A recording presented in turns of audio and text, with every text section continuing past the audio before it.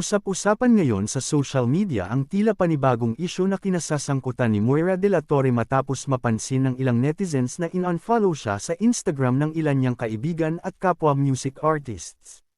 Kabilang sa mga di umano'y hindi na naka-follow kay Moira ay sina Sam Milby, Yeng Constantino, Eric Santos, at TJ Monterde.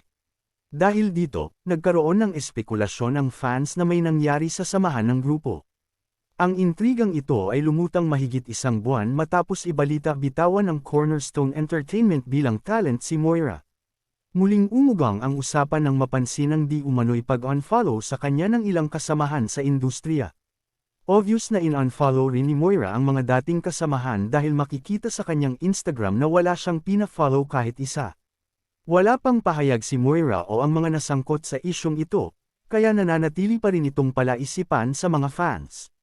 May kaugnayan nga ba ito sa mga naunang kontrobersyang kinasangkutan ng singer, o simpleng social media cleanup lang ang nangyari?